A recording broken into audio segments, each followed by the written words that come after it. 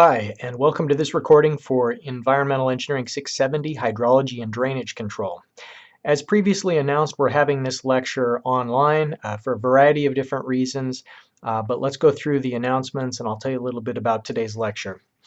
Homework number 3, the assignment that's associated with StormCAD and stormwater detention, that assignment will be due next Wednesday, February 6th, and you need to upload that assignment to MU Online before our scheduled class time of 4 p.m.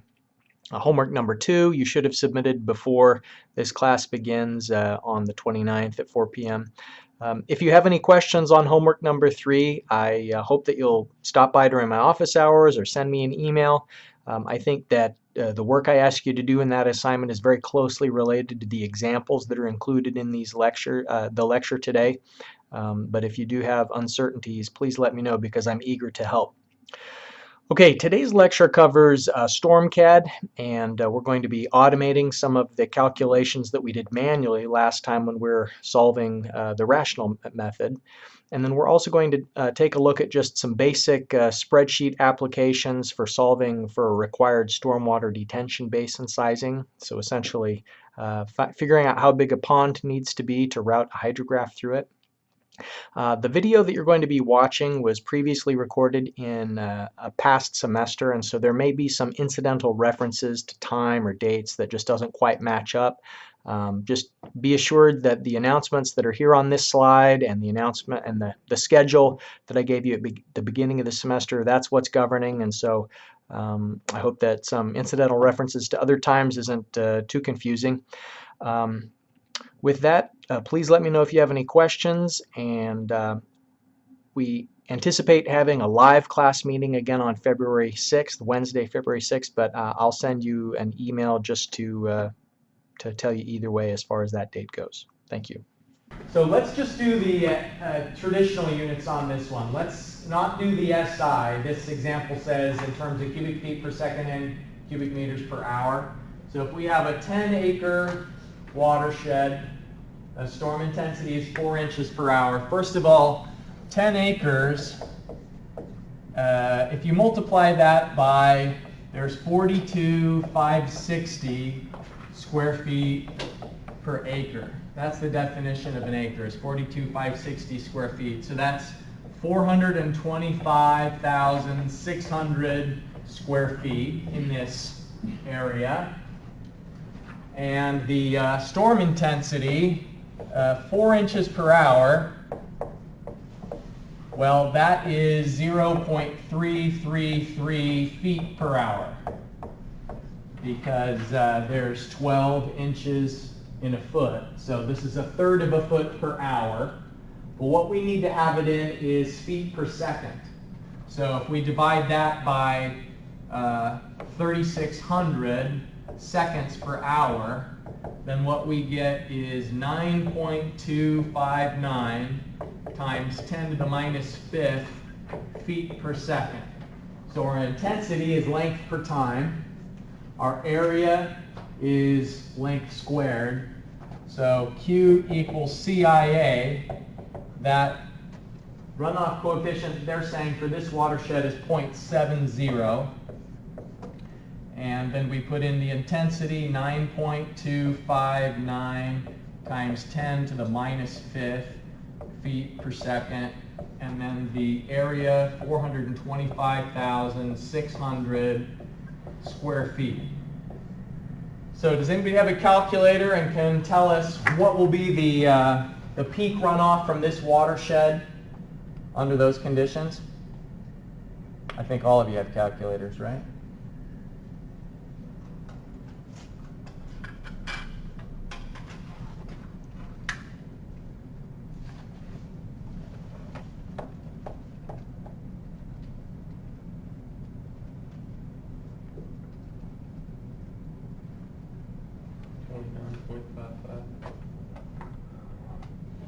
Really?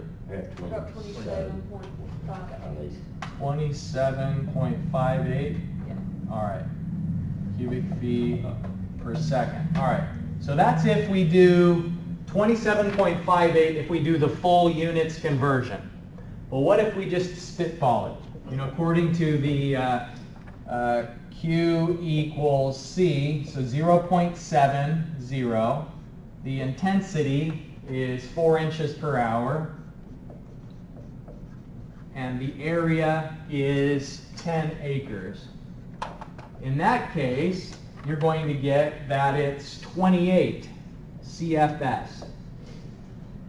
So 27.58 and 28 CFS, and that illustrates that it's pretty close. And like I've said before, it's less than 1%, the difference between the actual making the conversion of the intensity and the area versus just putting it into the formula directly.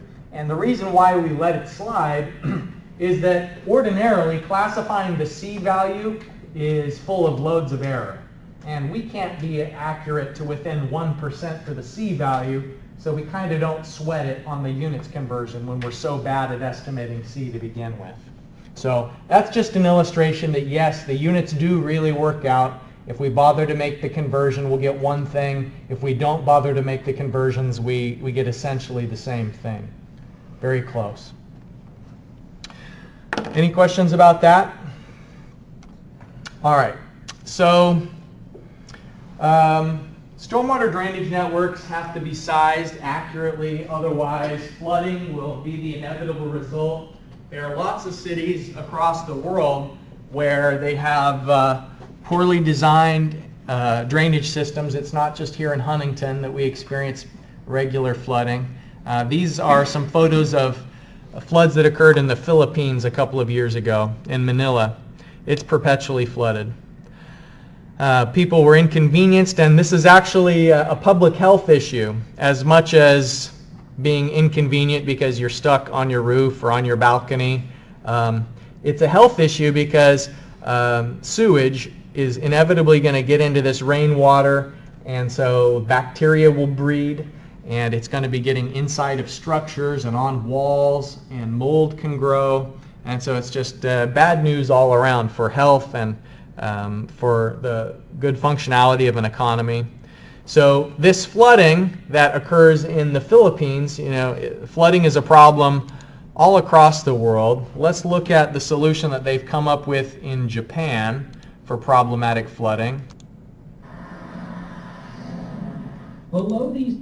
All right, so the issue that they are dealing with there in Japan, if you think about the rational method, Q equals CIA, during heavy rains, much of Japan has urbanized over the years, and so the rate of infiltration into the soil is much lower than it used to be. Nowadays, because they have so much roof area, and roofs of course are impermeable, a lot of concrete for the roads and paving, then the water doesn't have anywhere to go during a storm. And so their solution, rather than allowing the water to flood low-lying areas, was to create an even lower-lying area underground, those enormous vaults. And those vaults are essentially flow equalization basins. For a period of time, the flow into those underground vaults is going to be higher than even those jet turbine pumps are able to send the water out to the receiving body. But they buy enough time in those underground vaults that they can capture the extra water when the intensity is very high, and the pumps will kick on and start sending the water to the river downstream. But then eventually the inflow is going to decrease, and they'll be able to drain the vault. Hopefully they can drain the vault and the rain doesn't continue beyond the capacity for them to store it temporarily. So that, obviously they said that was a really expensive solution, more than billions of dollars. I think, did they say $6 billion? So it's very expensive. It's not really realistic for you to have a centralized stormwater management system like that here in Huntington, but there are localized measures, and we'll talk about stormwater control and best management practices. It's generally agreed that it's better to delay the water closer to the source than to allow it to accumulate to one central thing. It's cheaper and easier to cause the delay and the storage as close to the original source of the raindrop hitting the ground as possible. So we'll get into that later on. I just wanted to show you that video for today. All right, so what we're going to be doing with StormCAD today is we're going to be sizing a network. And last time in class what we did is we walked through a spreadsheet solution to just part of this network. Let me give you a handout that has the entire solution for the whole network. So when do you see Ashton later? I'll give you an extra copy for her.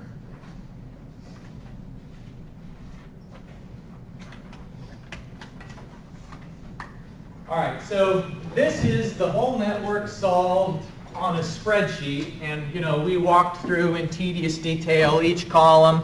The definitions are here as well.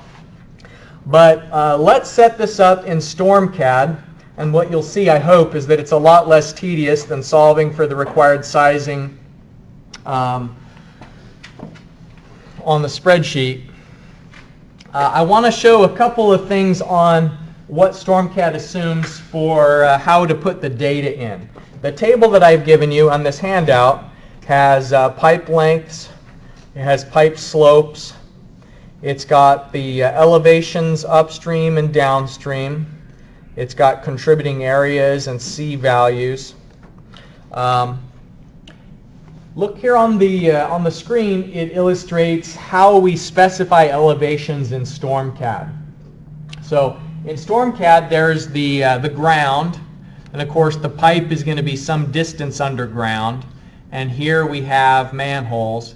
And so you may be given some ground elevation, and of course that is the data that we have on the handouts. The handout is the ground elevation at each of the junctions, but what StormCAD is going to want to know is the invert elevations for each of the catch basins. And so maybe what we ought to do is just assume some standard offset, saying that the pipes are a certain distance underground and it's always maybe 5 feet underground. But it is possible to specify a different invert elevation that doesn't correspond to the invert of the pipe. And so here what this second catch basin is showing is that you can have catch basins where the invert of the catch basin is lower than the invert of the pipe. So be aware of that. We'll have to specify some conduit diameter, and it starts with a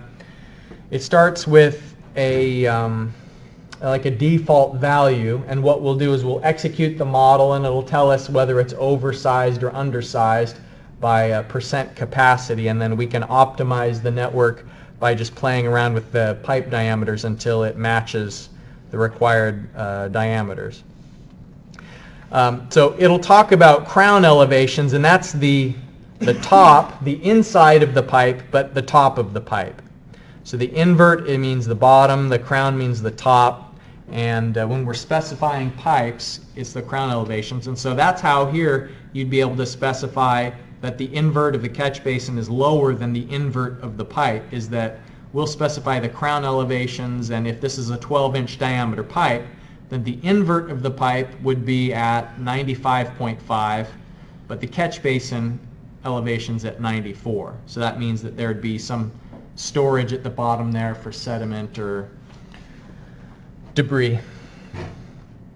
All right, so does everybody have StormCAD? Yeah? Why would you want that amount that would cause sedimentation, stuff like that? Wouldn't you want it at the same level? Well, there's different schools of thought there. It might be, so the reason why sometimes you'd want it would be you might have pipes coming in from different directions. And so it's not always just 2 pipes coming in, but there could be pipes coming in both from this direction, and there could be another one coming in this direction where just the elevation was forced to be lower because there might have been another utility at a higher elevation. There could have been a water line that they had to duck under, or an electrical conduit that they're going under.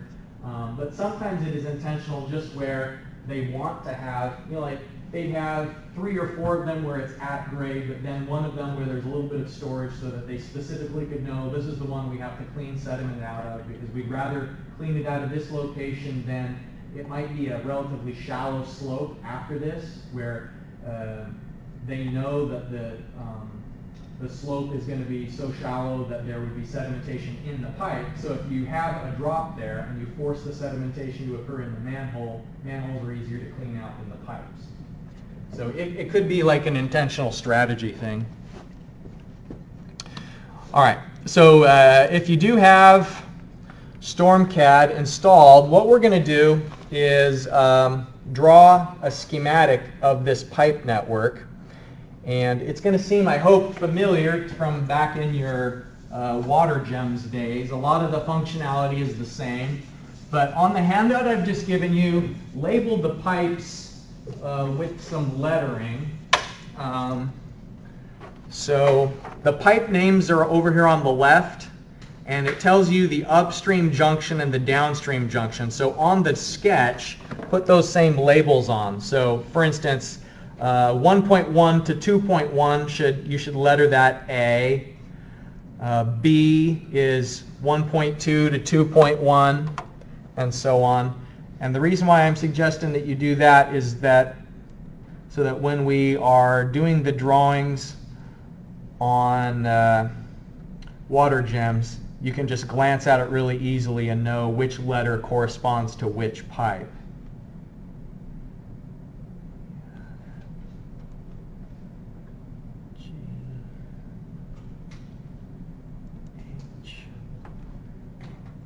J. We're just going to go through pipe J.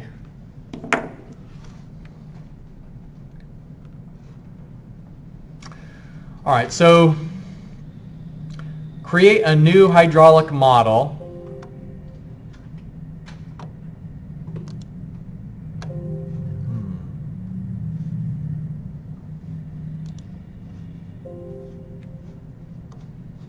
Wonder what that's all about.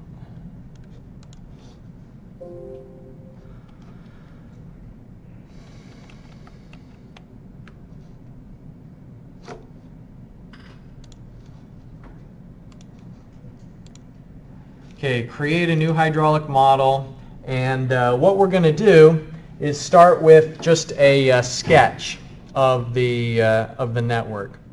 And so you start here with the layout button, and we start to put in elements. If you right-click, then it will allow you to switch between catch basins and manholes and stuff. So let's start with catch basins.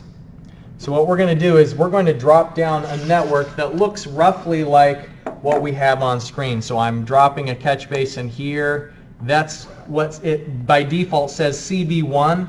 That's going to be my inlet 1.1. And now I'm going to click just anywhere on the screen because we're going to do user-defined lengths like we did in water gems. So we don't have a scaled drawing in the background to give us the lengths. We're going to override everything. So you click again someplace. That's my 2.1. Click again. This is what I intend to be my 3.1. Click again. This is going to be 4.1, 5.1, and now 6.1. And I'm going to right-click. And you have to give the water someplace to discharge. So I'm going to create an outfall, and then that's the last thing in my network. I'll press Escape to finish drawing. Now the directionality is important. It assumes that where you click first is upstream and where you click next is downstream. And we can switch that in the tables. But by default, it's better if we just draw the network so that it kind of has an idea of where the water is going. Now, we don't have any of these side pipes identified yet, so I'm going to again do layout, and I'm going to right-click and change it to catch basin. And so I need to connect to 2.1, so this is going to be my 1.2, and I'll match it up with that existing pipe and Escape. And then another one over here. Oh, I messed up. It was a manhole and I wanted a catch basin. So I'm going to Escape, select that element, and delete it. All right. So go back to drawing, right-click so that it's a catch basin. All right. And it matches in there. And that was going into my 3.1. Now I'm going to do another catch basin. This is my 3.2. And 3.3 is off to the side there, so that's where we get this one off to the side. And now 4.2.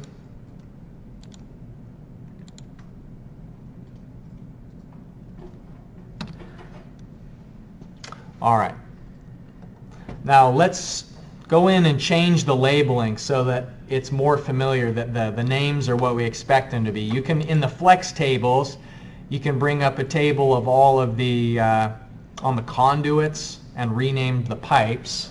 Because remember, we're calling this pipe A, and B is what it's saying, conduit 7. So I need to go down here to conduit 7 and label it B. So go through all of your pipe labels and make it match up with the data that we're given in the handout.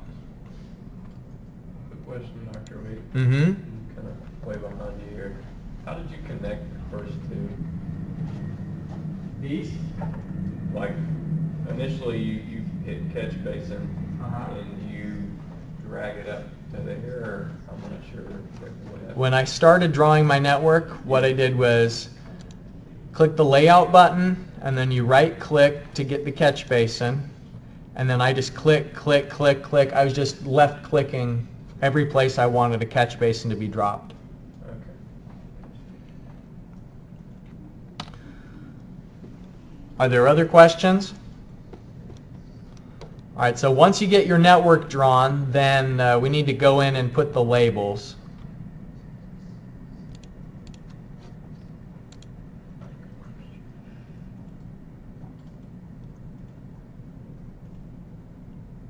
And it's the conduit ones for getting the pipe labels. Conduit 2 is C.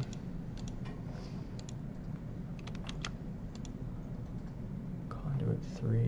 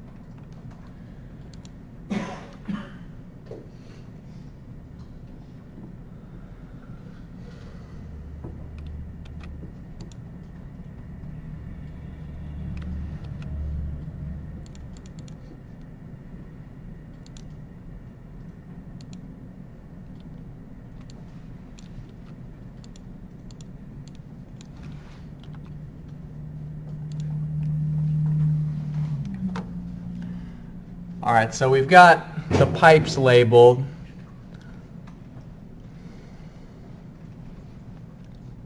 If we scroll over to look at what other data is available in this table, you'll notice that has user-defined length is available. So we need to turn that on for each of those pipes, because in the table we were given the actual lengths for each of those pipes. So I'm going to rearrange where the columns are so it's easier for me to see the pipe label. Oh, I guess it's over here to the left. All right, so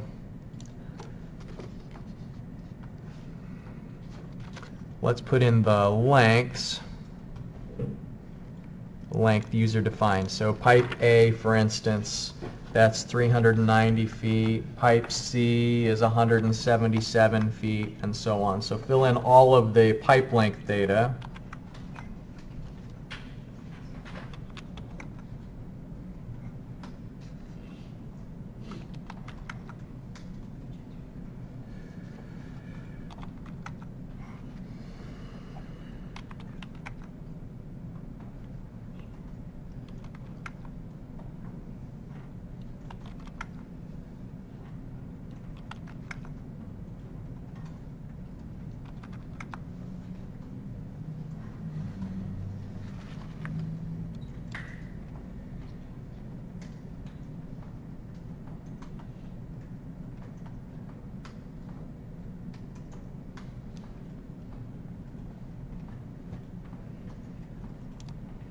Another thing I want to point out here in the pipe table is that you can force it to have the invert of the pipe elevation be the same as the elevation as the starting junction and the stopping junction. So if you look at what it thinks is the starting node, that means like the upstream junction. And we're going to have to go in and change the junction names to match, because right now it's using like CB1, CB2, and so on. But it is in this table where if we needed to, we can set a different elevation for the pipe start and stop than the elevation of the catch basins. So we can control the pipe slope directly if we need to. Okay, so I'm going to close that table though, and let's put the correct names in for the catch basins too. So go into the catch basin table and change the labels.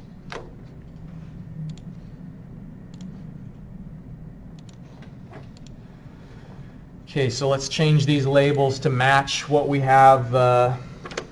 So for instance, this is going to be 1.1.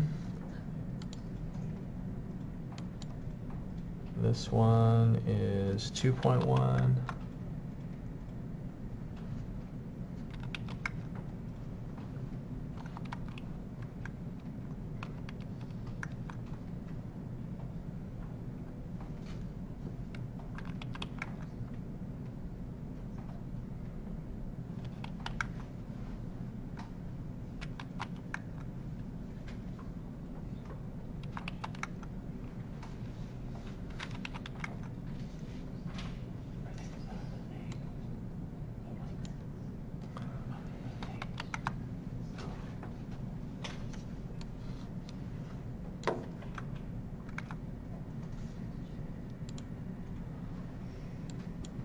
All right, so we've got letters for the pipes, and we've got the junction names the way they're supposed to be. Now, the default pipe diameter was 12 inches, by the way. And so we haven't changed that yet, but what we do need to put in is the ground elevation for each of these. So we have the ground elevation at each of these junctions. Actually,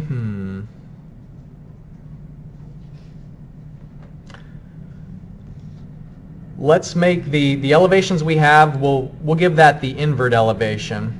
And so, for example, where it says 1.1 upstream elevation, that means we're going to put in 723.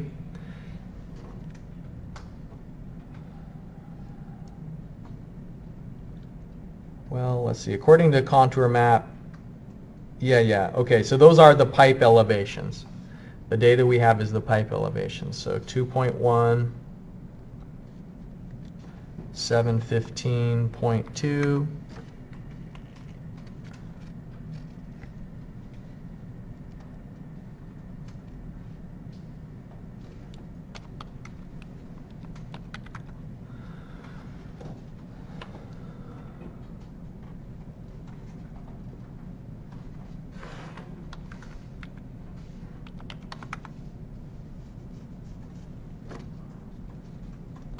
What you should be using is the column that says upstream elevation, where it corresponds to the upstream junction. So you can find the junction label and the elevation of that junction.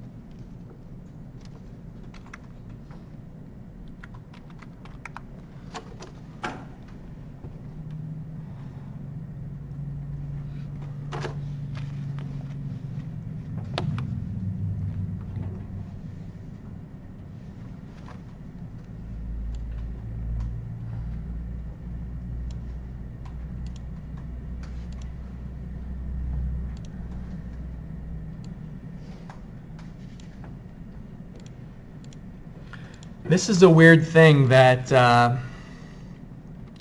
you know, StormCAD is a lot more sophisticated than we'll be able to demonstrate just in a short 75-minute class.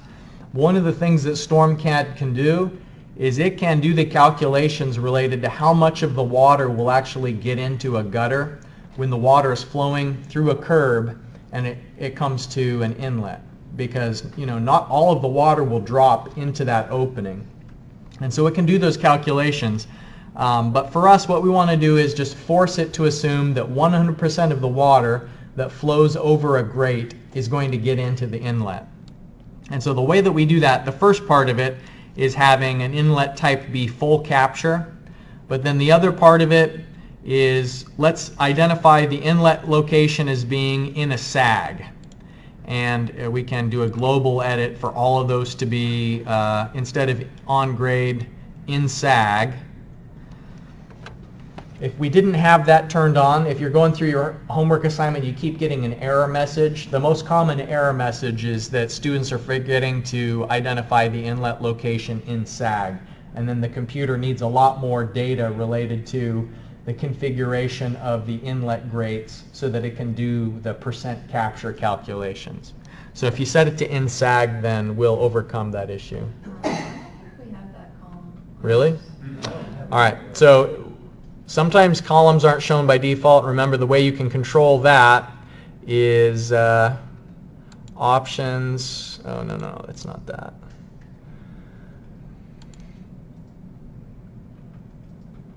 Yeah.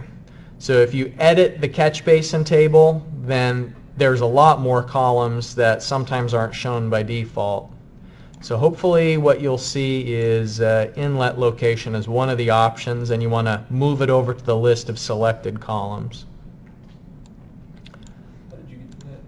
This little edit pencil and paper thing, and so that edits which columns are available to you in that immediate view of the table. So is one of the options there inlet location? Yep. All right, so you click add it to the list, OK, and then it will be there. And then right click at the top of it and it takes you to the global edit, and that'll allow you to change them all to in sag in a single click.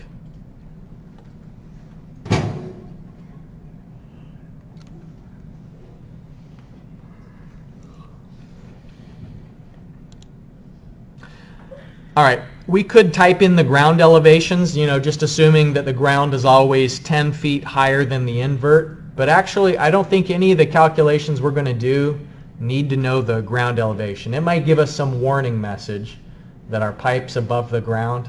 But just in the back of our mind, we'll know the pipe's not above the ground. The pipe's below ground.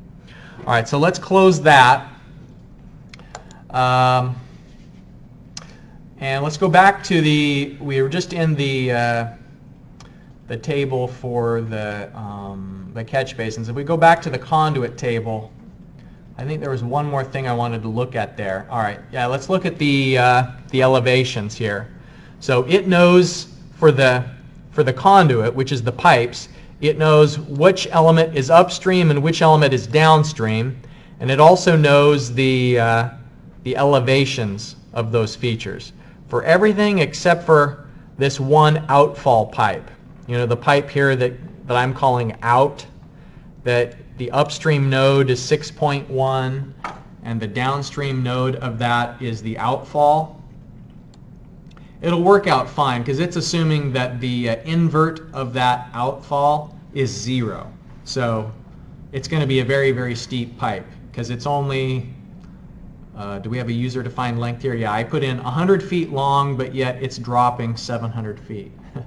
So the point is we want it to be really steep, and it is really steep. So if you look at the slopes, we have the slope for all of these pipes, and it matches, I guess, the slopes. Oh, yeah, okay. So the slopes are in that handout, and we could double-check that all of those slopes are accurate based on the lengths and so on. But the default diameter right now is 12 inches. So here's a column that it tells us what's the capacity of the pipe if it's flowing full. And so you see, for instance, that outfall pipe has a capacity of 94 CFS. That's fine. It's just like an imaginary pipe, but we just don't want it backing things up. What we're really going to be doing is we're going to be optimizing all of these pipes that have letter names. You know, pipe A, C, E, H. We're going to find out what's the minimum acceptable diameter for each of those pipes. Anybody else know what? There's other things we have to define before we compute, but basically this is going to be using the rational method. It's going to be using Q equals CIA to come up with a flow rate, and then it's going to be using Manning's equation inside the pipe to say what's the depth of water in the pipe and what's the capacity of the pipe. So think about what we've already told the program. We still need the area, right? Yeah, we still need to define what we call the catchment. So it needs to know, in the program, it needs to know the C values, and it needs to know contributing areas. So we still have to draw that. The way that we draw that,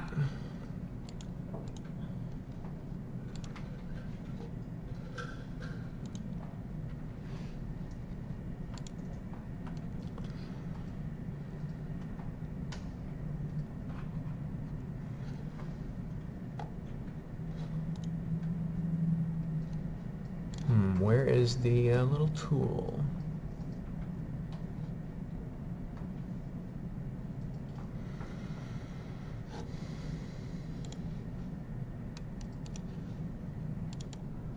Okay, so in the Layout tab, Home, Layout, what we're going to do is just draw an area.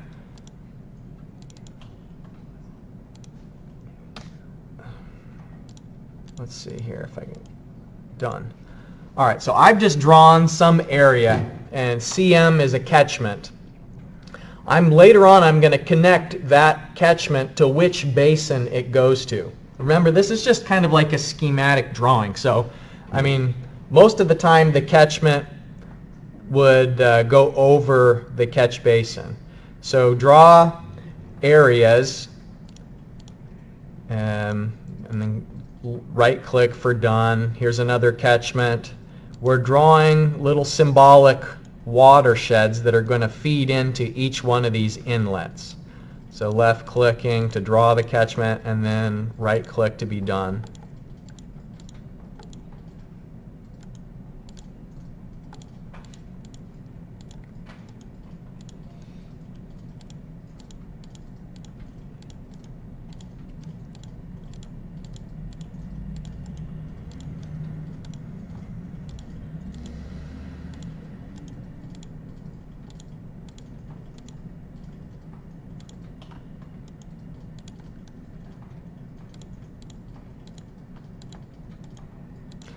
All right, and think about what kind of data are we going to have to define for these catchments.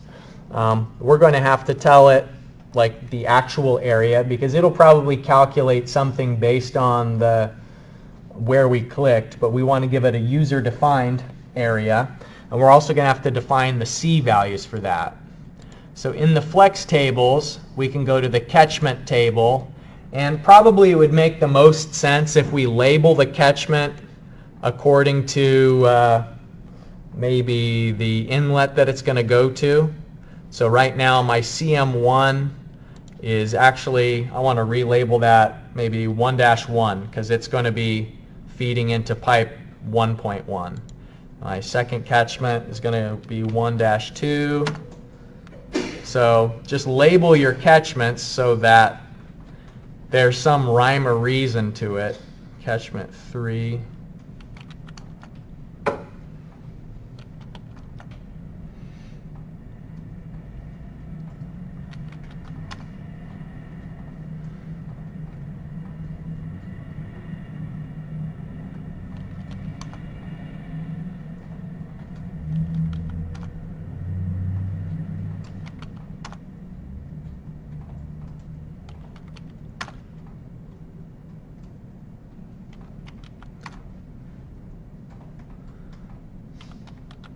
All right, so our catchments have names. Let's define the areas. So you can get that from the handout that I gave you. So we know for each catchment what's the area. So for instance, pipe A, that catchment that feeds pipe A has an area of 2.2 acres. Okay, the pipe B is getting fed by an area of 1.2 acres, and so on.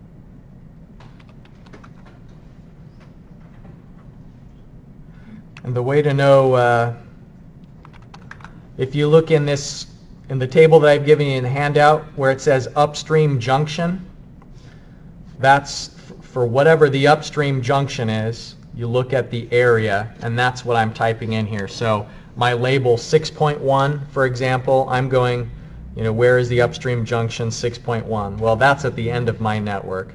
So I think I don't have any particular, I don't have that defined at all. So I might eliminate, I'll just leave that at 0. And then the C values, we have to do the same thing. We have to go through and define all of the C values for each of these. So you again starting with the upstream junction label on the handout. So 1.1, for example, on that handout it says a C value of 0.65. 1.2 has a C value of 0.8, and so on. The data entry is a little bit tedious, but what you invest in the front end yields lots of benefits when you don't have to solve Manning's equation over and over and over again to optimize.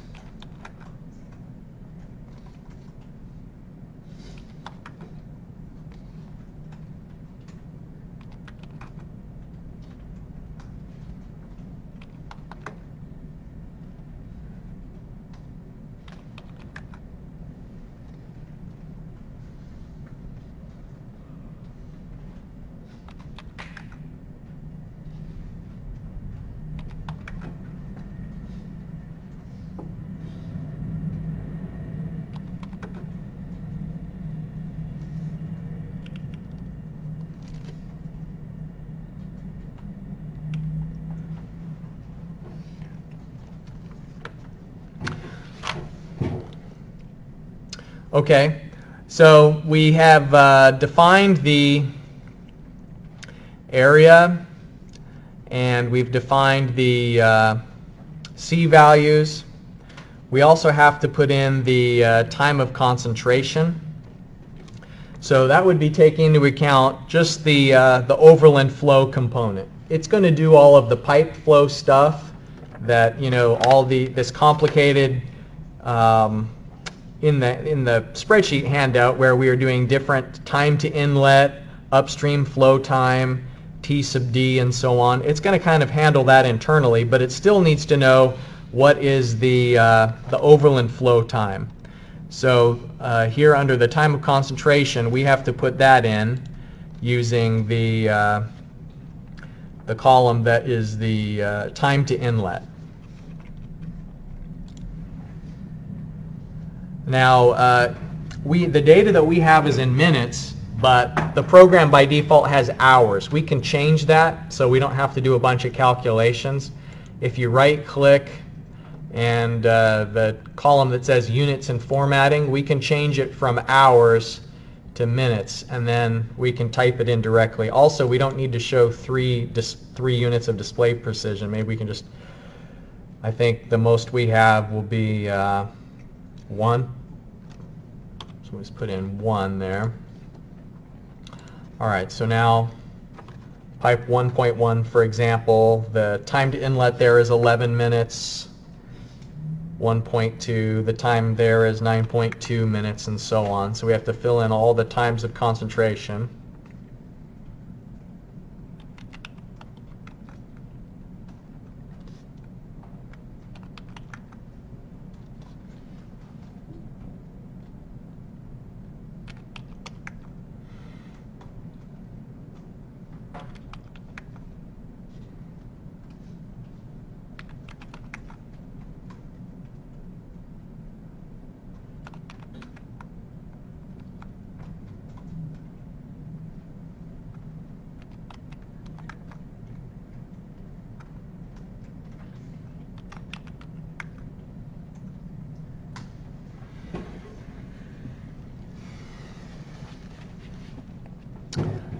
All right, so what we have to do now is we have to tell it directly which catchment goes to which catch basin. This part's kind of fun. It's like connecting the dots. It's like a little puzzle. So, for instance, if we're dealing with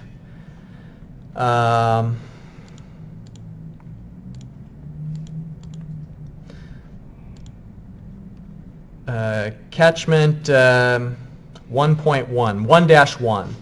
So if I click this ellipsis, the dot, dot, dot, it's going to say click on the drawing which catch basin it goes to. So I just click that, and it makes the dashed line to show the association between this watershed and the outlet that it's going to go into, and that's where it enters the pipe network. So we have to do that for all of these. I guess you could use the drop-down box. Oh, apparently not. So just use the dot, dot, dot. So, for example, we're doing 1-2. It goes to that watershed. So for all of these, you're just clicking the watershed that the catch basin that the watershed goes to. And since we drew the watersheds on top of their appropriate catch basins, that makes this pretty easy. You just have to keep track of which network you're assigning it to.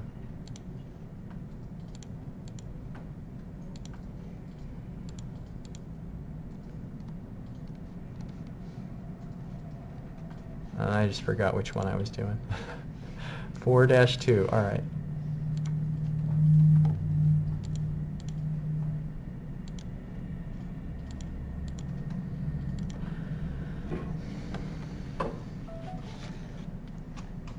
We had defined so far the pipe network. We had identified the invert elevations for the upstream and downstream junctions. We had defined the catchments, and let's just go back to the catchment table.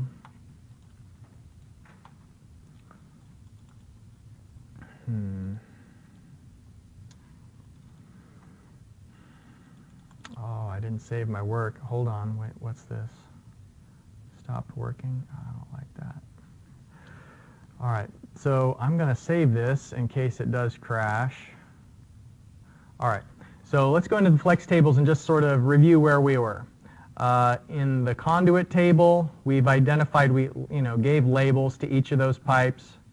Their start nodes and end nodes are defined according to the same figure that we had.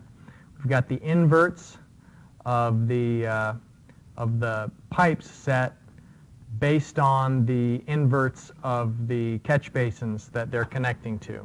And the way that we know that is, see how it's in yellow here? That means that it's not user-defined. If we had ticked that box off, then it would allow us to user-define what the elevation of the pipe is. But right now, what it's doing is it's defining the conduits as having the same invert as the catch basins that they're connected to. Okay, the lengths, we did user define those lengths. And then we can look and check the slope if we want. We haven't yet played around with the diameter. That's going to be the design component of what we're doing. We do know already what's the free flow capacity of these pipes. We know the capacity just based on the material, the diameter, and the slope. So Manning's equation is telling us the capacity. But what the system hasn't done yet is it hasn't sent a storm through our network. We haven't yet defined the IDF table, and so when we do, it's going to use the information for the catchments to generate flow rates and put flows through those pipes. And then what StormCAD will do is tell us what percent full those pipes are, and we'll go through the process of optimizing the sizes so that we minimize the diameter and save money. Okay, so the pipes are defined. If we can briefly take a look at the catch basin data, and we didn't bother defining the ground elevation because it's the invert elevation that is what set the pipe data. We could, if we want, we may get an error message about the ground elevation where we'll have to go in and edit that. I don't remember. It'll prompt us. But another important change what we made was we put the inlet location in SAG. So in the assignment, as you go through, if you get like one of those red error messages, the ones where it won't proceed, it won't calculate the flow getting into the pipe until you change it, most likely the error that you have to correct is identifying the inlet location being in the SAG. All right. And so if we go now into the catchment data, we had defined the area of the catchments, some runoff coefficients, and then the times of concentration based on the handout that we were given. And so how would you do this in the real world? Well, you'd have to go out to the site and maybe observe it when it's raining and actually try and track a particle as it flows from that furthest point of the watershed towards the outlet. Or you could use one of the methods like kinematic wave, NRCS, use one of the methods that can estimate the time of concentration based on the physical features like slope, rainfall intensity, roughness, and so on. Yeah? Did you also take like a little thing of like food coloring? Mm-hmm.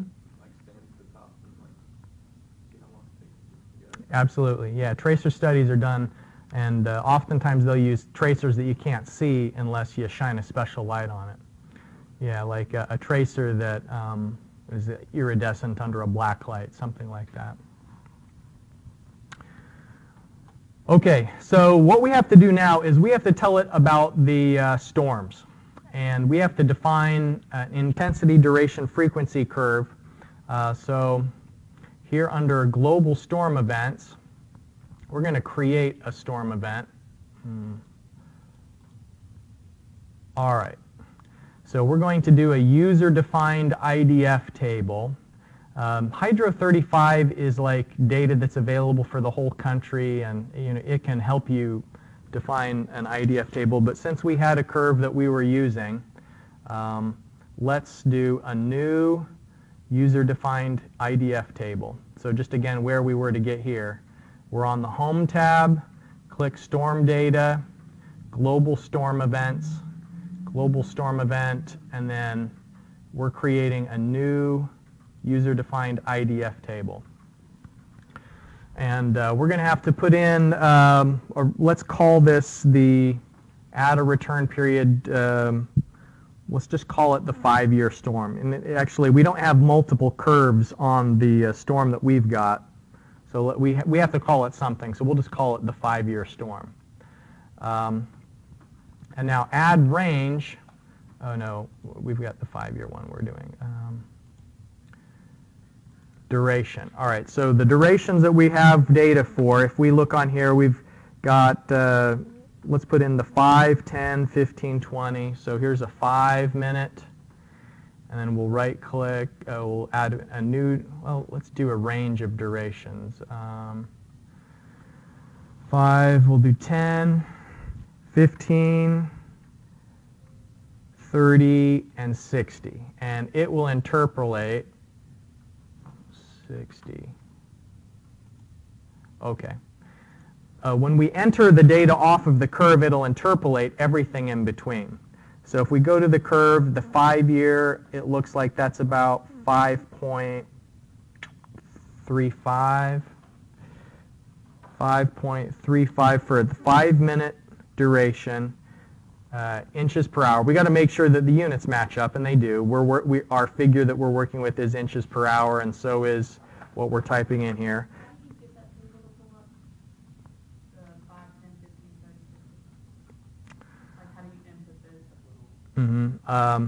Here, add duration, or that would just be to do one at a time, but if you add range, then you can type it in, and every time you press enter, it'll generate a new one.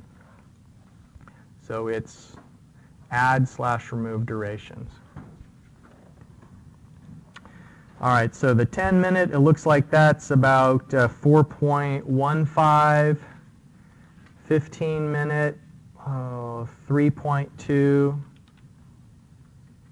30-minute, 2.3, and 60-minute looks like about 1.651. All right, just kidding, it's 1.65. So we've got an IDF table there, and you'll notice now under the drop-down box, previously it wasn't there, but now we have this storm that we've defined, what we're calling the 5-year storm. Okay, and so now if we click compute, it knows what storm to use because we told it to use that everywhere, globally, it's going to use the 5-year storm that we defined. We connected the dots from watershed to inlets, and I think we've given it everything we need. The only unknown is in my mind is if we're going to have to define those ground elevations, if that's a critical error, if it's just going to warn us about that. So let's click compute and see what we get. Yeah, all right. So the invert elevation is higher than the rim elevation. Inverts must be lower than the rim elevations. All right, so I think we need to go into the catch basin table and define those rim elevations. So let's go to the catch basin, and let's just put the ground elevation at 800 for everything. And that way we'll save a lot of time. If you do a global edit, it's going to be really deep according to the program, but it's not going to change the hydraulics. So everything is 800. So now the ground is really high, the rim is really high, but the only thing in this catch basin table that we were using for the design was the invert elevations because that sets the pipe slope. All right, so now if we recompute that, hopefully that error message will be gone. We've got some warnings here though. It's saying, you know, certain of the pipes, the conduit discharge is above the design discharge. And we'd expect that because we haven't actually done any pipe sizing optimization yet. So a lot of these warning messages are about the pipe's not big enough. And we can fix those when we size the pipe. Another one of these warnings here is about our outfall pipe, that the slope is too big. And it's like kind of an impossible slope. You can't have in such a short pipe such a big vertical difference. But remember, we just need some place for the water to exit the network. And so this outfall pipe, we're not really sizing anyway. Okay, so really the way to look at what happened is to go into the conduit table. Because what we're trying to do in the conduit table is find out on a percentage basis where's the flow greater than the capacity. So if you look at these percentages, only a handful of pipes are actually adequately sized so far. Anytime it's less than 100%, then that tells you it's okay. Actually, it might be oversized. In the case of this 37%, so that's saying that we're only 37% full. So if this so-called 5-year storm that we just put the data in for, if that's our design storm and we want it, all of this water to be captured and conveyed by the network, but anything more than that should cause our system to fail, then that means actually we need to make that conduit a little bit smaller than it is right now. So what we ought to do maybe is, I don't know if it'll allow us to sort by, okay, sort from smallest to largest, and that'll help us to pick some new sizes. So let's take this 12-inch just to see what happens, take it down to an 8-inch. All right, and that's going to tell us that already it's updated the capacity, and based on the previous analysis, what the flow rate was coming in, 8's too small. So we could make that one 10-inch and we're good. We'll try 10-inch for this one. That's good. Well, what about 8? 8's not going to do it. So it looks like 10 is probably going to be the smallest acceptable pipe diameter everywhere in our network, and that pipe G that I just optimized, 10 isn't enough, so we'll have to leave it at 12. Okay, looking at pipe A, where it's 12 right now, but then the flow relative to the capacity, we're over 100%, so that's not good. So let's make that 14. 14-inch will do it. See if 14 is not big enough for pipe I, so we have to take that to 16. We'll try 16 for this next one. It works. 16 isn't good enough for pipe C, so we'll switch to 18. Still not good enough. There's a 20-inch pipe. That'll do it. We've got a lot of overcapacity for this pipe E, so we'll just jump straight to 24. That does it. What about 22? No. So 24. Will 24 do it for pipe H? Not quite. We've got to make that 28. Nope. 30. This is getting to be a really big storm sewer here. There may not be a commercially available 34-inch pipe. We'd have to check with our suppliers to see, but I think probably 36-inch would be the next largest available pipe. And then finally, pipe J is going to have to be absolutely enormous. Even at 36, we're just barely over capacity 102. So the next pipe size could be 40-inch. All right, so that's the optimization. And of course, there are other pipe sections available. You know, there are some pretty obscure pipe sections available that will be pretty uncommon to see in the municipal network, but there may be some historical sewers that have pipe arches, and like the sewers of Paris, that sort of thing. So any questions that I can demonstrate again how we did a certain thing? You know, if we run this network again, if we compute, we're going to see a lot fewer error messages this time. And most of the ones we have are related to maximum cover, because what we're saying is, you know, we kind of placed the pipes without looking at the ground elevation too much. The maximum cover, that's saying you wouldn't have the pipe like 100 feet underground, because remember where we set the ground elevation to 800, there's too much cover on most of these pipes. But none of the rest of these error messages are related to the capacity of the pipe. It's just cover warnings. There is one catchment maybe we could look at. Catchment 6-1 is time of concentration. And I think that's because this catchment, 6.1, since that was just connected to our outfall pipe, I think I gave it an area of 0. So if it has 0 area and it's got 0 time of concentration, then let's see, where was the time of concentration? 0 minutes. So it's kind of complaining that you know, our IDF table had a minimum of 5 minutes. That was the shortest time on our IDF table, and so it doesn't know what time of concentration would assign to that. Really, what I ought to do is just delete that catchment altogether, because it wasn't a part of the network. The last pipe that I wanted to size was this pipe J. And so water gets into pipe J from the upstream pipe H, from the junction at 5.1, and the upstream pipe I. So now if I execute the model again, at least that warning about the time of concentration is gone. The rest of these, I think, are just not warning messages that are concern to us, because we were really just going through the process of demonstrating how to size the pipes. But just to reiterate, it's in the conduit flex table that you can look and see if things are correctly sized. And remember the way of adding annotation, that's the same as it was in water gems. Like if you wanted to right-click on conduit and have a new annotation, then you can have diameter. So let's see if we can annotate the diameter of these pipes. So diameter and prefix D equals. It's going to have the units with the suffix %U. And we might have to play around with the offsets to get it in the right spot. Maybe if we do an X offset of 3 feet. Oh, that's no good. There we go. It's the Y offset. We're getting it kind of out of the way.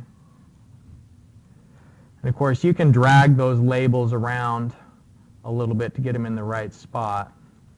So the annotations, maybe you want to annotate for the catchment like the areas. So a new annotation label where we have the area.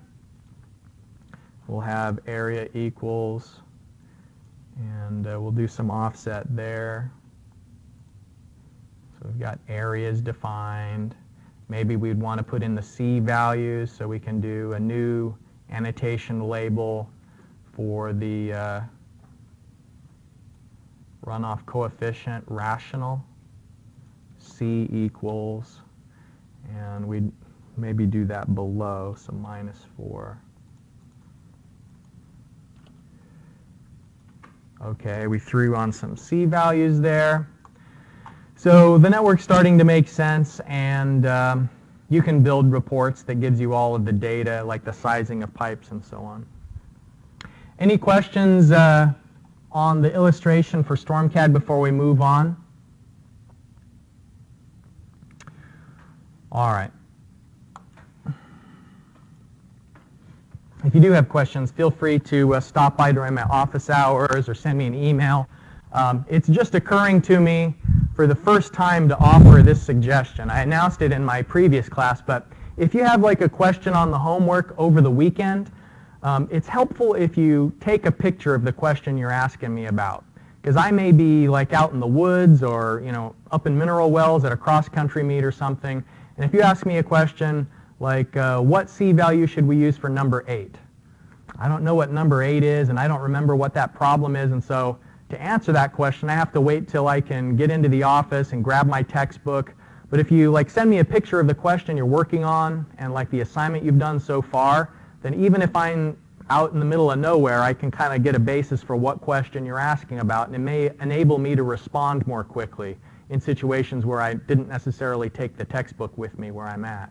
So I'll do my best to respond as quickly as possible if you have an email question, and you can kind of meet me halfway on that if you give me a lot of information about which problem you're actually working on. All right, so we finished the StormCAD demo. Let's talk a little bit about stormwater detention. Remember that urbanization has the effect of making the peak higher and come sooner than it would have in the natural state of the land. And the reason for that, the difference between before urbanization and after urbanization, is that by adding impermeable surfaces inside of the watershed, we're speeding up the flow of the water over the surface of the land. Because when water is flowing over like a grassy surface or flowing over forest litter, there's a lot higher roughness value than water flowing over smooth pavement. And so, number one, we changed how quickly the water is able to move over the surface, and especially when we add channels in. If you think about a gutter or a pipe, water is able to flow much more efficiently through an engineered conduit than it can through a natural channel. And then the other half of that equation is that in addition to speeding up water, you've also, through urbanization, you've increased the amount of impermeable surfaces. And so a gravelly area or a vegetated field in the past would have a relatively low C value, which means a lot of water is infiltrating. But when you urbanize, the march is inevitably to put in roofs, asphalt for roadways, parking lots, and sidewalks or concrete, and none of that infiltrates water efficiently. So the runoff hydrograph is the peak is sooner and higher. This figure is showing two things. The hydrograph, which I've just shown you, above that, this is called a hyetograph. a rainfall hyetograph. And so the hyetograph, this one, is breaking the rainfall up into distinct periods. Rather than measuring it continuously, they're reporting an average during a certain period. And so it may be that this storm was 3 hours long, and during the first hour of the storm there was a certain intensity, and then the rainfall intensity went up for another hour, and then the rainfall intensity went down again. What this rainfall hyetograph is showing is what fraction of the rainfall back in the olden days used to infiltrate. And so all of the water underneath this top line, so before urbanization, all of that water infiltrated. And I'm going to write a conceptual formula on the whiteboard here, and it is rainfall excess equals rainfall minus infiltration. Another word for rainfall excess is runoff. Okay, so conceptually what this means is that before urbanization we had lots of infiltration for the same amount of rainfall, assuming that stays constant. If you had more infiltration back in the olden days before we paved over everything, then that meant during those olden days there wasn't as much rainfall excess as there is now. So developments like, you know, that Amazon customer service center, that used to be natural land. You put a big warehouse and loads of parking up on that hill, then the people downstream of that hill are going to see more flooding than they used to.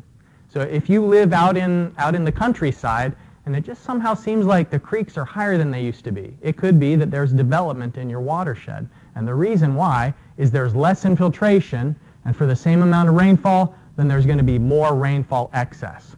So what this figure is showing is that after urbanization, now there's less of the area under that curve devoted to infiltration, so more of it is going to be the rainfall excess. Okay, so what we're trying to do in stormwater control is mitigate those effects. And there's a variety of ways of doing it. We just have to think a little bit differently, and the goal is always to try and delay water's arrival to its ultimate outfall. And by outfall, I mean maybe the water's going to a creek, maybe it's going to the Ohio River or to a lake.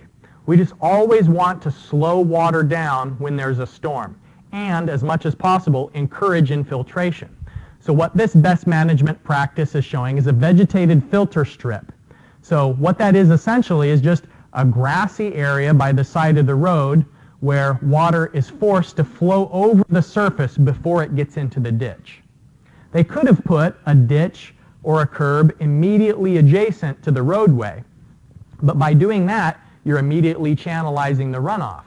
Instead, it's better to have a little bit of sheet flow before you go to channelized flow, because channelized flow is fast. When you've got a depth of water, it can move with less resistance through that channel than if it's flowing as a sheet. So you just think, what kinds of flows are slow, sheet flow?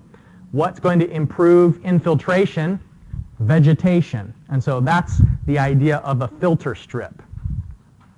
And this is showing it next to a roadway. There are places where they do the same thing in a parking lot, where just putting in patches of grass in a spot where you know cars aren't going to be parking can have an enormously positive impact. And also it improves the water quality as well. This figure is showing if you have a stream and you have a filter strip before that stream, it's called a filter strip because the water quality is improved if the type of water that comes off of roadways, it has oils, it can have some of the hydrocarbons from fuel. Salt is applied to roads and sand for grit to help people get traction. And none of those things have a positive effect in the aquatic ecosystem. All those things have negative effects. So if you have that water flow over grass, then the grass can extract some of those pollutants and the sediments can settle down into the grass And so it's better to have the pollutants hit the grass than it is to hit the stream, because the organisms that are in the stream are more sensitive. All right, here's another illustration, and this is something that's been pretty hot in Huntington for the last 5 or 6 years, is trying to get people to disconnect their roof drains. And I previously already told you about our combined sewers here in Huntington and how about half of the network has both wastewater and stormwater running through the pipes. And when it rains, that stormwater makes its way into the streams and pushes the wastewater along with it. And so if you disconnect the, what have I done? If you disconnect the roof drains, then you're going to be reducing the amount of water that gets into the combined sewer. And if people are worried about flooding their yard, you're not supposed to put runoff water next to your foundation because it can damage the foundation as well. But all it takes is a little bit of an extension on the drain to get the water away from the house, and things can be completely fine. There's going to be sheet flow, there's going to be more infiltration. Sometimes they take this disconnection to the next level, and the next level approach is if you enhance the infiltration capacity of the soil. And so if you kind of extract a clay soil and you put in sand or otherwise amend the soil with little plants, then that can be another way of disconnecting your roof drain, but then also encouraging even more infiltration than there ordinarily would have been. You can see that there's a bit of like a dam edge around here. So they're kind of making a temporary pond when it rains in their yard. So that could be kind of nice, a little ecosystem in your side yard. Here's showing that filter strip idea in a parking lot. They call it bioretention. If you are selective in the types of plants that you put in, if you make sure that they're native plants and plants that can extract a lot of water from the ground and try and increase the amount of evapotranspiration, then that's a favorable thing. So bioretention is another BMP. That acronym BMP means Best Management Practice. And it's a term used in a lot of different industries, but in terms of stormwater, these BMPs are different ways to promote infiltration and delay runoff. So here's another one. Trying to make it so that concrete absorbs more water than it ordinarily would.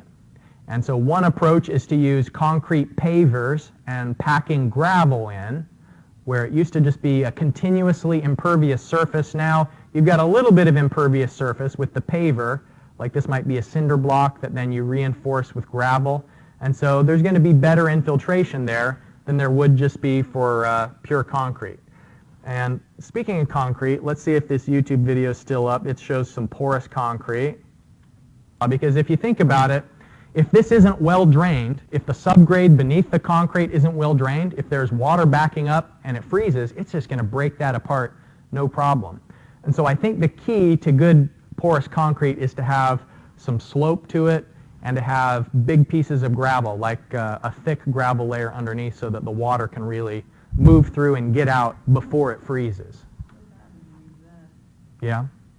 Yeah, that would, the whole town of Huntington would benefit. But it doesn't have the longevity, the proven longevity that ordinary concrete does. And we have enough trouble just with ordinary materials. To switch to something more fancy would be a challenge. But I think it's a great application for like a university. This was at the University of New Hampshire. And so universities generally have a little bit better maintenance than cities do, because you got to keep the university nice or people won't come here. You got to make it like tourable condition. So that's an illustration of like different ways to just think of paving in a new way. Okay, a grass swale, that's a fancy name for putting grass in the ditch. So why would a grassy ditch be better when it comes to fighting the effects of urbanization? Why is a grassy ditch better than just a dirt ditch? Slower. Exactly, yeah. It's because this grass sticking up into the flow has a higher end value, so the velocities are going to be decreased. Also, there's the advantage of the grass is going to keep the sediment in place. And so scour and erosion is a real problem in streams. And so if you can get grass to grow because you've got enough sun, in a lot of places here this wouldn't work because you've got a tree canopy over the ditch, and so there's just not enough sunlight for the grass to grow. But there are spots where it will, and where it does, it helps to prevent the channel from being damaged during big peak storms. Okay, here just promoting new ways of having additional infiltration. What this is showing is this is a pond, a local pond in a commercial development where the runoff from this parking lot is going towards the pond, and what they've done is they've dug out the center of the pond and amended the soil there. Instead of just having it be the whatever soil it was initially, they've put in gravel and where the water can seep down to the subsurface more easily. Regenerative stormwater conveyance channel. Instead of having a straight line that the water just flows downhill, by having a series of pools, what happens during a storm is if these pools were dry to begin with, the first pool has to fill and overflow to the second pool before any of the water makes it downstream. And if you think our whole objective here is to delay how quickly the water can move from one spot to another, this was a relatively steep channel to begin with, and so the water would have been very shallow and moving quickly over that surface.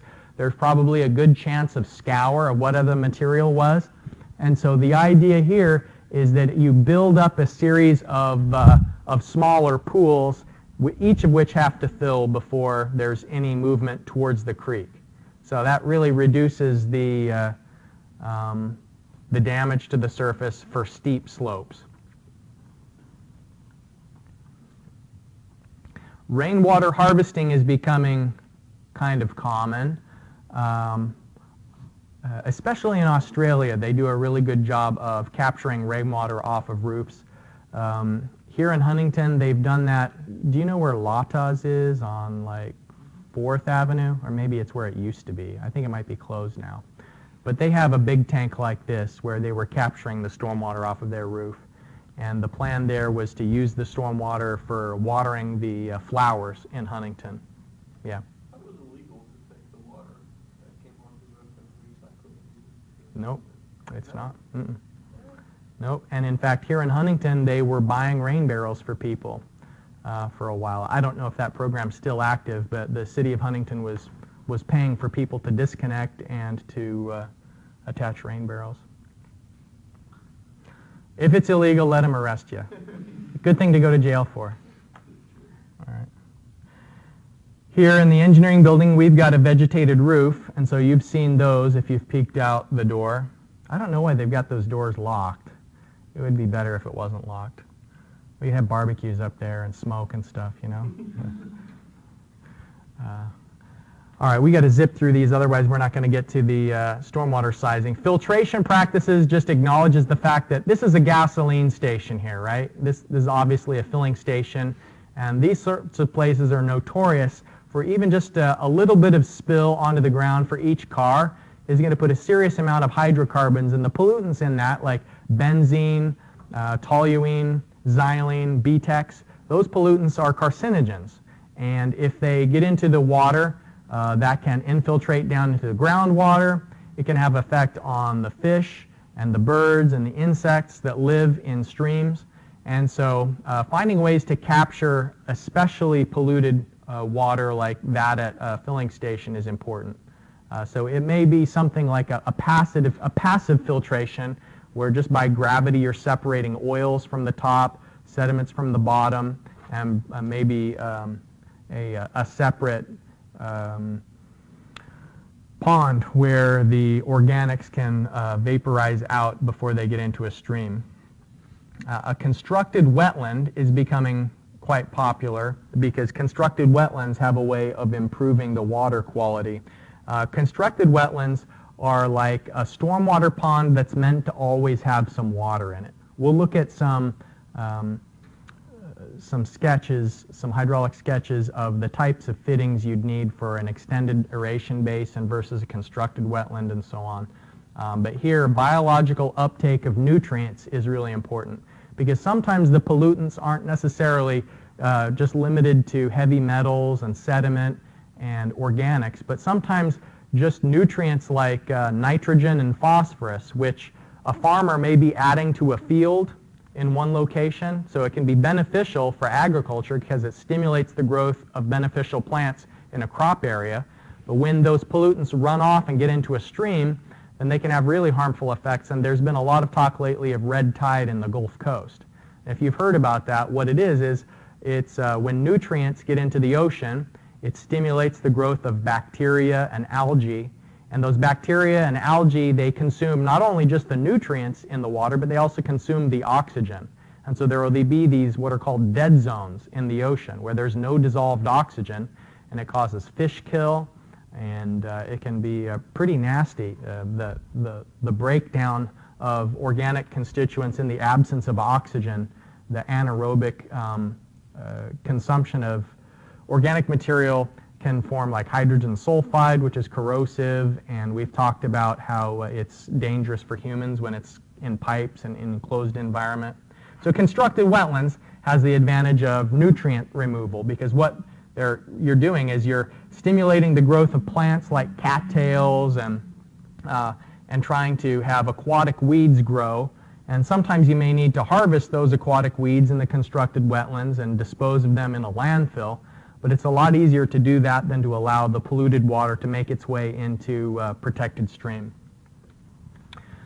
Okay, detention ponds is the bulk of what we're going to be talking about for the rest of the lecture today. And a dry extended detention pond is dry because it doesn't have water in it on a continuous basis, in contrast to a constructed wetland. A constructed wetland is always meant to have water, but a dry extended detention pond is only going to receive and have stormwater during the stormwater event itself. The wet pond is a little bit more like a constructed wetland. All right, so remember, here's our hydrograph and hyetograph. A hydrograph is a figure depicting runoff. A hyetograph is a figure depicting rainfall. Stormwater ponds exist to mitigate the effects of sooner rainwater runoff and more of it. So the problem we're trying to solve is that there's more volume of runoff and it's coming faster, and the pollutants that can occur in an urbanized environment. So we're trying to make the after look more like the hydrograph was before urbanization. There are a couple approaches to doing that. You can try and prevent the water from getting into streams in the first place, and that's often called source control. So source control may be regulations like was levied on Cookout, where they had to put in that special pervious pavement because the city doesn't want the runoff from their restaurant getting onto Fifth Avenue. And so that would be an example of local disposal. Another example of local disposal would be in a shopping development, how they have to set some of the land aside for a pond. And so if you've ever been to Target before, and as you're driving up to Target on the left side of the road, there's a really big, significant stormwater pond on the left side there. It's super deep, and they've got a chain link fence around it because when it fills, it's going to be very deep, and they, I guess, don't want kids getting in there splashing around. So those are illustrations of trying to hold on to the water and delay it as close to the source as possible. Downstream control is talking about measures where the water has already come to a point of concentration, and now you have to build a much larger stormwater detention facility. And so that big cavern in Japan, the concrete vault that they had, that's an illustration of downstream control. An extended detention basin is one that is intended to have water just on a temporary basis. And so the perforated riser is, the holes are at the bottom of the pipe. So water comes in, and if the inflow to the pond is greater than the outlet flow, then the pond is going to start to fill. But it's not until the water gets to the spillway that the water can go through the outlet in kind of an unregulated fashion. A little bit can trickle in through these perforated risers, and some is going to be coming through the outlet. But the purpose of this primary spillway is it would be basically a vertical pipe, and the water can enter this pipe without restriction once it gets to the maximum storage level. The purpose of a circular baffle around the primary spillway is just to keep grease and sticks and other debris from getting into the outlet pipe. Typically, an extended detention basin would be used for situations where you expect the pond to have water maybe about a day or perhaps a little bit longer. And the environmental benefit it has is it's settling particulate pollutants. But the problem is that there can be a risk for mosquito breeding if the area stays moist for too long. In contrast to the extended detention basin, look at where the perforated riser is. Now, in the case of a retention pond, the perforations are at the top of the pipe. So no water is going to be leaking out during the storm. It's only when the water level gets above those perforations that the outflow will begin. And so a typical residence time, the average time the water particle spends in the pond would be 2 to 4 weeks. And that's selected because what we're hoping for is a much longer treatment time for the nutrients to be removed by whatever plants are growing inside of there. And the process of photosynthesis is extracting some of the pollutants and causing plant mass to form. And a part of that plant mass is the phosphorus and the nitrogen that was dissolved in the water. So this has the advantage of a biochemical removal of dissolved nutrients. But the issue here is that this extended detention basin is dry most of the time. And so it's much easier to maintain. You don't have to drain it to maintain it. You just have to occasionally, if there is a lot of sediment at the bottom, you could send a crew in there with a backhoe or some sort of shovel and bucket and remove the sediments. But in the case of the retention pond, it's going to be a much larger effort to completely drain the pond, and then you've got probably like a benthic muck, like an anaerobic breakdown of organic material at the bottom of the pond since it's always submerged. So that can be a little bit nasty. The risk of anoxic conditions means that there may not be dissolved oxygen at the bottom of the pond, and so there is the possibility of hydrogen sulfide formation, and kind of worms and insects that form in a low oxygen environment are generally considered to be kind of a little bit undesirable. So how big should the pond be? This figure is showing that the pond is storing the difference between the inflow hydrograph and the outflow hydrograph. So look at what we've got is over time the discharge of the pipe that's feeding the pond, which is the inflow curve, and then the outflow curve. So the pond is going to store the difference between the two. So its accumulation is in minus out. So this V sub S is the accumulation inside the pond. So ideally what we'll have is an inflow hydrograph at high resolution, at least hourly increments. And the more frequently, then it's better, because what we're doing kind of is a numerical integration. We'll calculate the volume into the pond during some time increment. We'll calculate the accumulated volume up to that point, and then we're going to find out how high is the pond, because it's the pond depth that dictates the flow out. In most cases, what these ponds have is just an orifice, and so it's going to be the orifice equation that says the flow rate out from the pond. And then we do this hour by hour. We see how much came in, how much flowed out, what was the depth that dictated the flow rate out, and so on. Okay, so here's an illustration. We're going to go through and with Excel size a pond and find out what's going on here. Just for simplicity, let's assume that this detention pond has square edges. Now, that's not realistic, but the geometry is a little bit simpler for this first exposure to the method. More realistically, what we'd have kind of like a trapezoidal shape of a pond.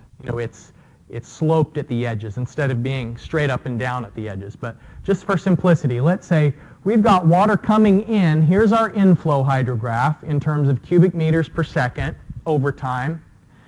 And what we want to do is find out what is the peak flow rate out of the pond for a certain size pipe. We've got a 250 millimeter pipe, and we're using the orifice equation. V is the square root of 2GH.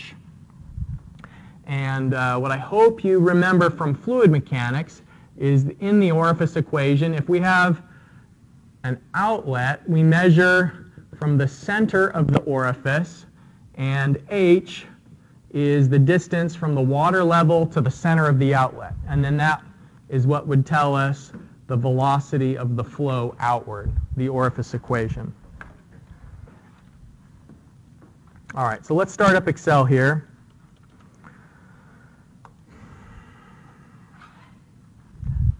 I've got 11 minutes till my alarm goes off. Let's do this. All right.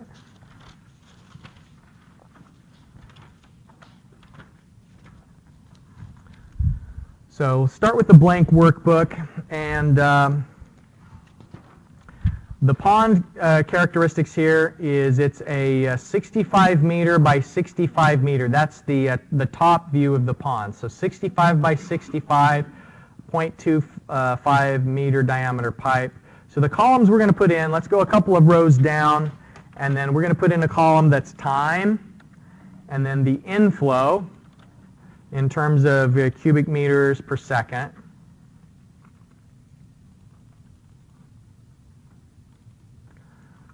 All right, the volume in cubic meters, and the accumulated volume in cubic meters.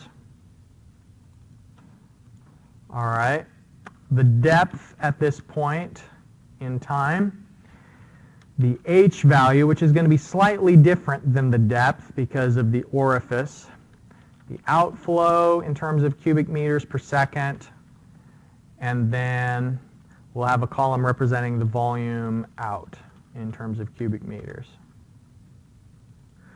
All right, let's see if we can figure this out. So our time starts at 0, goes 1, 2, and so on. We may need 23 hours to see what's going on here. Let's look at a 23-hour cycle. Our hydrograph that we were given is that at 0 time, the flow in is 0, but then we've got 0.3 cubic meters per second, then it goes to 0.67, then 0.81, 0.67, and 0.22. Let's just make sure, does that match the given data? Yeah. All right. Now up here at the top, let's just put some of the data that we know here, like the pond area in terms of square meters. The pond area, that pond was 65 by 65, so I'm going to do equals 65 times 65. Got the pond area. The outlet pipe diameter in terms of meters was, that was a 0.25 meter diameter pipe.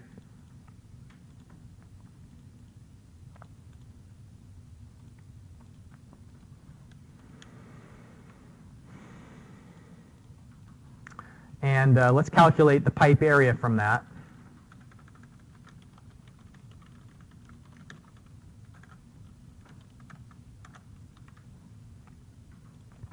Okay, we're doing pi times d squared divided by 4. Okay, it gives us the pipe area. And the C sub d is the coefficient of discharge. That's related to like energy losses as the water approaches that pipe outlet and goes through that pipe. And the C sub d that was given in the example sketch, it said it's 0.59. So we're going to use that when we calculate the outflow. Any questions so far on what we've got on screen?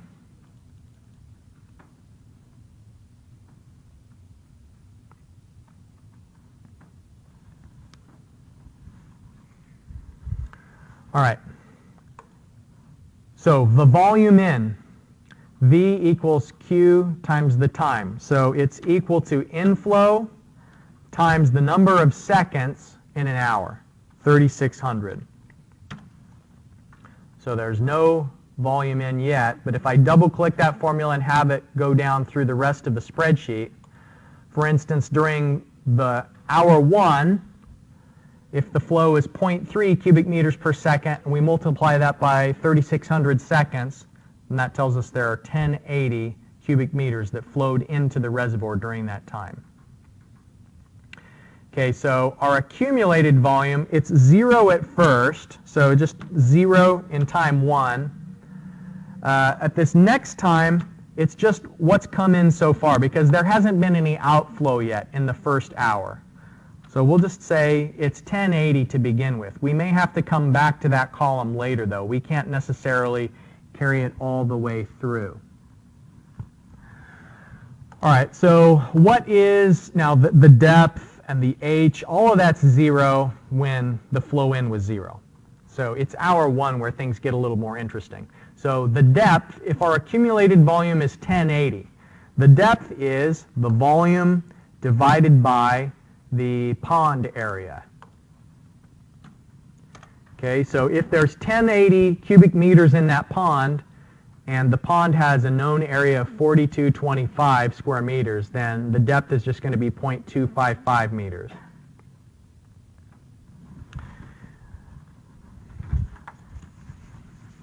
Any questions about that or anything else so far?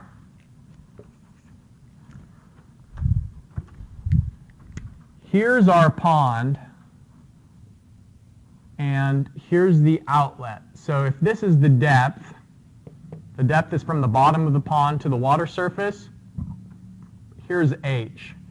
H is from the center of the pipe to the water surface. And so what we have to do for H is we have to say it's equal to the depth minus the pipe diameter divided by 2.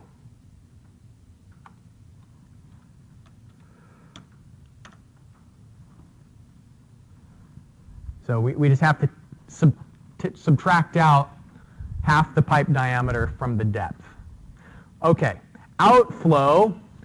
Remember, for the orifice equation, Q equals C sub D times the area of the pipe times the square root of 2GH. So this is the formula we're using for outflow. So it's equal to the outlet pipe area times the C sub D times the square root, SQRT, of 2 times G, 9.81, times H, which was this column F value.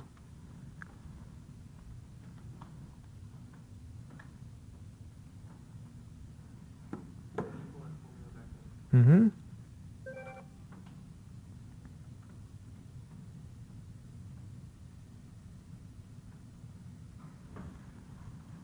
So we've translated this orifice equation, C sub D, area of the pipe, square root of 2GH. That's our outflow. And so if that's the flow rate out, then the volume out is the flow rate out times 3,600. I'm going to reduce the number of digits that are shown to something slightly less ridiculous. All right. Okay, so then, hour 2, accumulated volume.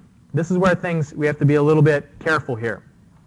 So the total amount of water in the pond is the previous amount of water that there was, plus the new water that came in, minus the water that flowed out during the last time period. So this is why it's good to use small time steps. Is the smaller the time steps are, the better this numerical integration works. But we're using the volume out during the previous time step. And so it's not perfect, but it's good enough. Does everybody get this? Accumulated volume? Let me do it again just to make sure. So what we're saying is, in the second hour, the accumulated volume is the previous accumulated volume How much water, accumulated volume is how much water is in the pond now. Okay, so the amount of water in the pond now is how much water was in the pond last hour plus whatever flowed in minus the volume that flowed out. And the best we know about the flow out was during the previous hour. That's our best estimate. So that's why we use the previous hour. Okay, so now we've got accumulated volume, and we can drag the rest of these formulas down. Everything else is just going to kind of be the same approach as the previous time. Depth is based on the volume. H is based on the depth minus half the pipe diameter. Outflow is a function of the orifice equation, volume out, everything we can just drag down through the entire 23-hour time period. And what we see, hopefully, is that the water depth gets deeper and deeper, but then the pond starts to drain because the storm stops. At hour 5, there's no more water coming in.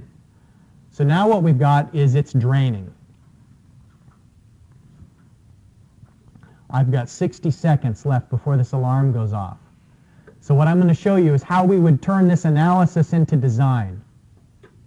What if there was a regulation that said, well, that's all well and good, but the water shouldn't be any deeper than 1.5 meters.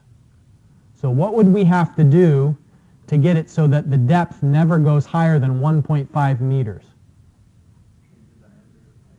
Okay, good. That would be one way. And would we want the pipe diameter to be smaller or bigger?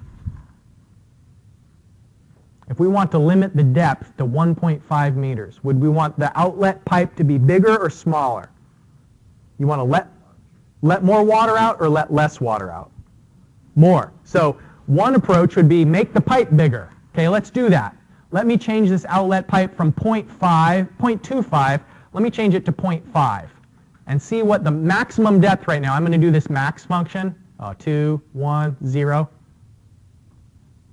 It's not a very loud alarm. All right, I'm out of time. So let's just do it 0.5, yes. Now the depth is smaller. The other approach would be make the pond bigger, increase the pond area.